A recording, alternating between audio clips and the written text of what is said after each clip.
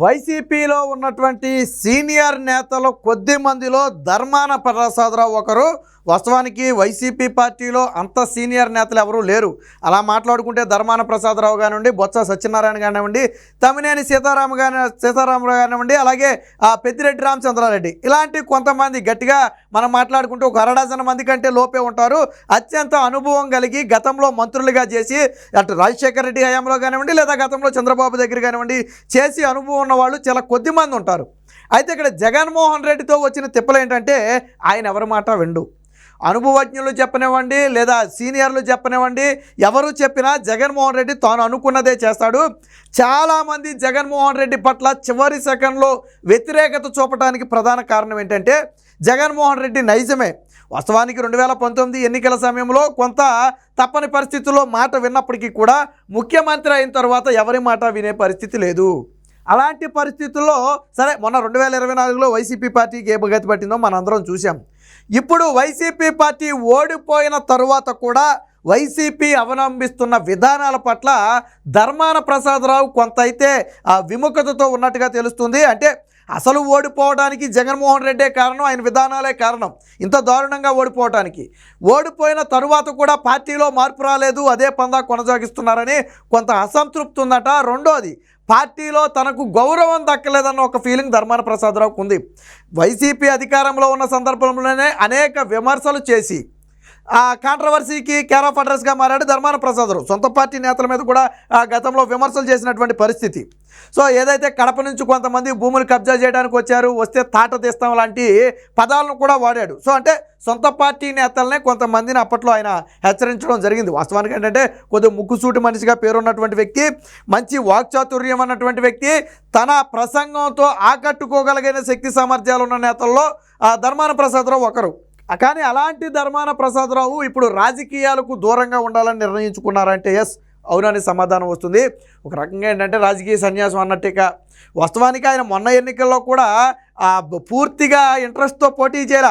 వాస్తవానికి మొన్న ఆయన కొడుకుని రంగంలో దింపుతానని చెప్పి జగన్మోహన్ రెడ్డిని అడిగితే జగన్మోహన్ రెడ్డి లేదు ధర్మాన ప్రసాదరావే పోటీ చేయాలని చెప్పి గట్టిగా చెప్పాడట. ఆల్రెడీ చెవిరెడ్డి భాస్కర్ రెడ్డి తన కొడుకుని దింపాడు, అలాగే పేర్నే నాని తన కొడుకుని దింపారు, అలాగే కొంతమంది తన వారసులను రంగంలో దింపారు. అలాగే ధర్మాన ప్రసాదరావు కూడా ఆయన 66-67 సంవత్సరాల వయసు ఉంది. సో ఇక ఈ వయసులో నేను చేసేది ఏమీ లేదులే, నా కొడుకుని పోటీ చేయిస్తాను ఈసారికి అంటే జగన్మోహన్ రెడ్డి గారు ససేమిరా నీ కొడుకు కాదు నువ్వే ఉండాలన్నారట. సరే వాళ్ళ కొడుకు మరి ఏమన్నా ఫేస్ వాల్యూ లేదనా, లేదా అక్కడ మరీ ఘోరంగా దెబ్బతింటారన్నా మనకైతే తెలియదు. కానీ అప్పుడే ధర్మాన ప్రసాదరావు అయిష్టంగా పోటీ చేశాడు. అలాగని తప్పుకోలేడు, అలాగని కొడుకుని పోటీకి దించలేడు, అయిష్టంగానే పోటీ చేశాడు. ఫలితాలకు ముందు కూడా మీరు గమనించండి, అందరూ కనీసం ఎన్నికల ఫలితాల గురించి మేమే గెలుస్తున్నాం డామ్ డూమ్ డప్పాలని మాట్లాడితే ధర్మాన ప్రసాదరావు మాట్లాడాల. ఎన్నికలు అయిపోయిన తర్వాత ఫలితాలు వచ్చే వరకు ధర్మాన ప్రసాదరావు నోరు విప్పలా. ఎందుకంటే ట్రెండ్ ఆయనకి తెలుసు, ఏం జరగబోతుంది అనేది ఆల్రెడీ ఆయనకు అర్థమైపోయింది. ఆయన ఆవిలిస్తే పెగిలి లెక్కెట్టే టైపు. సో ఎన్నికల సరణ బట్టి ఆయనకు అర్థమైపోయింది. సరే ఇంత ఘోరంగా ఓడిపోతామని అనుకోకపోయినా ఓటమి ఖాయమని చెప్పి ధర్మాన ప్రసాదరావు తెలిసిపోయింది. అందుకనే ఇప్పుడు ఇక పూర్తిగా రాజకీయాలకు రామ్ చెప్పి జగన్మోహన్ రెడ్డికి రామ్ చెప్పి దూరంగా ఉండాలని భావిస్తున్నట్టుగా ఒక అంచనాకు వచ్చినట్టుగా తెలుస్తుంది. ఇప్పటికే ఆయన మీద కొన్ని అవినీతి అక్రమాస్తుల కేసులకు సంబంధించి కూడా ఉన్నాయి. గతంలో మాజీ సైనికులు భూమిని కొట్టేశారని చెప్పి ఒక సిట్టు నివేదిక కూడా ఇచ్చింది. దాని మీద జగన్మోహన్ రెడ్డి చర్యలు తీసుకోకుండా తొక్కిపట్టాడు. బహుశా ఇప్పుడు వచ్చినటువంటి నూతన కూటమి ప్రభుత్వం దాన్ని బయటికి తీసినా తీయొచ్చు. మాజీ సైనికుల భూములు కొట్టేశారనే ఒక ఆరోపణ అయితే ధర్మాన ప్రసాదరావు మీద ఉంది. అది కూడా ఆయన అప్పుడు మినిస్టర్గా ఉన్న సమయంలో, మొన్న కాదు అంతకుముందు మినిస్టర్గా ఉన్న సమయంలో కొట్టేశారనే ఆరోపణలు ఉన్నాయి. సో దీని మీద నూతన ప్రభుత్వం బయటికి తీసే అవకాశం ఉంది. ఏది ఏమైనా జగన్మోహన్ రెడ్డి విధానాల పట్ల విసుగు చెంది ఒక రకంగా ఏంటంటే జగన్మోహన్ రెడ్డి అపాయింట్మెంట్ ఇవ్వకపోవడం, లేదా సీనియర్లు చెప్పే మాటలకు గౌరవం ఇవ్వకపోవడం, జగన్మోహన్ రెడ్డే కాదు పార్టీలోని కొంతమంది ఇతర నేతలకు కూడా నిన్నగాక మొన్న రాజకీయాల్లోకి వచ్చిన వాళ్ళు కూడా మాకు గౌరవం ఇవ్వట్లేదని చెప్పి ధర్మాన ప్రసాదరావు ఒక ఆవేదన ఉన్నమాట వాస్తవం. నేను గతంలో కూడా చెప్పాను. అందుకనే బహిరంగంగానే నాడు సొంత పార్టీ మీదే వ్యతిరేకంగా విమర్శలు చేసినటువంటి సందర్భాలు కోకోలలో ఉన్నాయి. అలాగని పార్టీకి నష్టం చేశాడంటే కాదు, బట్ ఆయన ఏంటంటే దాచుకోలేడు, ఉన్న వాస్తవాన్ని కక్కేయటం మనకు అలవాటు. కాబట్టి ఆయన్ని పార్టీ దూరంగా పెట్టింది. ఇలాంటి విధానం ఉంది కాబట్టి ఆయన్ని పార్టీ దూరంగా పెట్టింది. జగన్మోహన్ రెడ్డికి ఎంతవరకు భజన చేసేవాళ్ళు కావాలా, అంతేగాని ఉన్నట్టు మొహమ్మద్ చెప్పేవాళ్ళు ఆయనకి నచ్చరు. సో అలాంటి పరిస్థితి. సో దీనికి సంబంధించి ధర్మాన ప్రసాదరావుకి సంబంధించిన ఒక వార్త వచ్చింది, ఒకసారి చూద్దాం. సో ఇదే ప్రత్యక్ష రాజకీయాలకు ధర్మాన గుడ్ బై, ఎన్నికలకు దూరంగా ఉండాలని నిర్ణయం. మొన్నటి ఎలక్షన్లలో కూడా అయిష్టంగానే పోటీ, కొడుకునుకి బరిలోకి దించాలనుకున్న అంగీకరించని జగన్ బలవంతంగా బరిలోకి దిగి ఘోర ఓటమి, అస్త్ర సన్యాసం దిశగా మరికొంతమంది సీనియర్లు. సో వైసీపీ సీనియర్ వాస్తవానికి ఏంటంటే ధర్మాన ప్రసాదరావుకి ఇక్కడ మింగుడుపడిన అంశం ఏంటంటే దారుణ పరాజయం. అంత తన రాజకీయ అనుభవం ఏంటి, తానేంటి, బట్ ఈసారి ఏం జరిగింది, ఆ వేవ్లో దారుణ పరాజయం ఎదురైంది. సో దీనికి ప్రత్యక్షంగా కానివ్వండి పరోక్షంగా కానివ్వండి జగన్మోహన్ రెడ్డి కారణం అనేది ఆయన ఇది. పోనీ నా కొడుకుని దించుతానంటే కనీసం ఆ అవకాశం కూడా ఇవ్వకుండా నన్నే పోటీ చేయమన్నారని చెప్పి ఆయన కూడా బాధపడ్డాడు. సో దీంతోనే ఆయన విసుగు చెందినట్టుగా తెలుస్తుంది. తన మాటలతో ప్రత్యర్థులను సైతం ఆకట్టుకునే సత్తా కలిగిన శ్రీకాకుళానికి చెందిన సీనియర్ రాజకీయ నాయకుడు ధర్మాన ప్రసాదరావు రాజకీయాల నుంచి వైదొలగాలని నిర్ణయించుకున్నట్లుగా తెలుస్తుంది. ఈ నిర్ణయాన్ని తక్షణమే అధికారికంగా ప్రకటించకపోయినప్పటికీ భవిష్యత్తులో ఎన్నికల్లో పోటీ చేయబోనని తన సన్నిహితుల వద్ద బహిరంగంగానే ఆయన చెబుతున్నట్టుగా తెలుస్తుంది.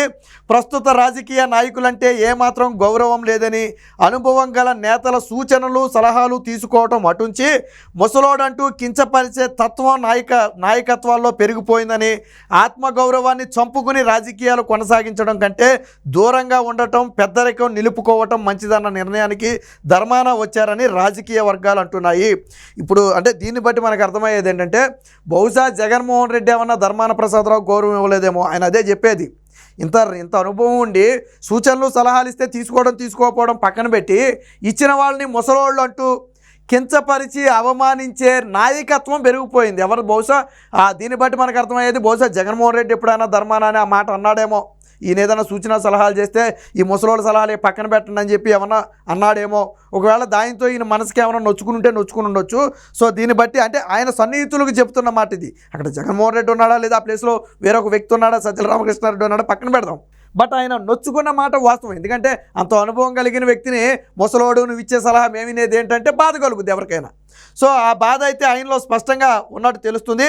తనకు 66 ఏళ్ళు వచ్చాయని, మధుమేహ వ్యాధి ఉన్నందున ఎన్నికల్లో పోటీ చేయలేనని, విస్తృతంగా ప్రచారం కూడా చేయలేనని 2024 ఎన్నికల సమయంలోనే వైసీపీ అధ్యక్షుడు నాటి సీఎం జగన్కు చెప్పారు. తన బదులు తన కుమారుడు రామ్ మనోహర్ నాయుడుని శ్రీకాకుళం అసెంబ్లీ నుంచి బరిలోకి దించాలని కోరారు.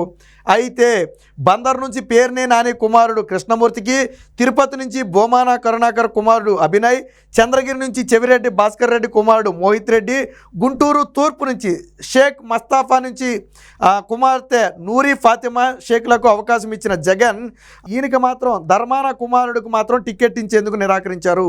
అంటే దాదాపుగా 5 మంది వారసులను బరిలోకి దించడానికి ఒప్పుకున్న జగన్మోహన్ రెడ్డి ధర్మాన ప్రసాదరావు కుమారుడు అయినటువంటి రామ్ మనోహర్ నాయుడిని మాత్రం బరిలోకి దించడానికి ఒప్పుకోలే. బహుశా దానికి కారణం ఐపాక్ సర్వేలో ధర్మాన ఓడిపోతాడని వచ్చినా ఆయనే పోటీ చేయాలని జగన్ పట్టుబట్టారు. దీంతో అయిష్టంగానే బరిలో దిగారు. 52,000కు పైగా ఓట్ల తేడాతో తన రాజకీయ జీవితంలోనే ఘోరమైన పరాజయాన్ని ఆయన మూటగట్టుకున్నారు. ఈ ఓటమి ఆయన్ను కలిచివేసింది. 89, 99లో నరసన్నపేట నుంచి, 2004-9లో శ్రీకాకుళం నుంచి కాంగ్రెస్ తరపున విజయం సాధించిన ఆయన తర్వాత వైసీపీ నుంచి గెలిచారనుకోండి. ఆయన ఈరోజు ఇంత దారుణం 52,000 ఆయన జీవితంలోనే 52,000 మెజార్టీతో ఓడిపోవడం ఎప్పుడూ లేదు. అంతకుముందు ఓడిపోయి ఉండొచ్చు, ఎప్పుడూ లేదు. కాబట్టి మనోవేదనకు గురయ్యి ఇప్పుడు తప్పుకోవాలని భావిస్తున్నట్టు తెలుస్తుంది. ముఖ్యంగా వైసీపీ పార్టీలో సీనియర్ నేతలకు గౌరవం లేకపోవడంతో పాటు చెప్పిన మాటలు వినే నాయకత్వం అక్కడ లేదు.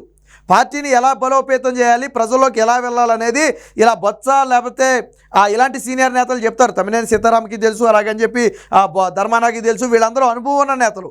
ప్రజలతో ఎలా మమేకం అవ్వాలి, ప్రజల్లోకి ఎలా వెళితే అది బలంగా ఉంటుందనే విషయాలు వీళ్ళకి తెలుసు. కానీ అక్కడ వినడానికి ఎవరున్నారు? వీళ్ళ చేతిలో ఏమీ లేదు. జగన్మోహన్ రెడ్డి వినే పరిస్థితి లేదు అక్కడ. కాబట్టి వీళ్ళ బాధ అంతా ఏంటి, అక్కడ వినడో, మనం చెప్పింది వినడో, ఆయన చేసే దానివల్ల ఉపయోగం ఉండదు. అలాంటప్పుడు మనం ఎందుకు ఉండాలా అనే ఒక ఫీలింగ్ అయితే ధర్మాన ప్రసాదరావుకి అయితే వచ్చినట్టుగా తెలుస్తుంది. దీంతో వైసీపీలో ఉన్నటువంటి అత్యంత సీనియర్ నేతల్లో ఒకరైనటువంటి ధర్మాన సేవలు ఇక దాదాపుగా వైసీపీకి ఉండకపోవచ్చు. అయితే ప్రత్యక్షంగా రాజీనామా లాంటివి చేయకపోయినా క్రియాశీల రాజకీయాలకు దూరంగా ఉండి అవసరమైతే తన కుమారుడిని ఇప్పటికైనా ముందుకు పంపే అవకాశం ఉందని చెప్పి విశ్లేషకులు అయితే చెప్తున్నారు. చూద్దాం మరి ధర్మాన కొనసాగుతారా, జగన్మోహన్ రెడ్డి ఏమైనా కొనసాగమంటే కొనసాగుతారా, లేదా తన తనయుడిని ముందుకు పంపి తాను విశ్రాంతి తీసుకుంటారా అనేది వేచి చూద్దాం.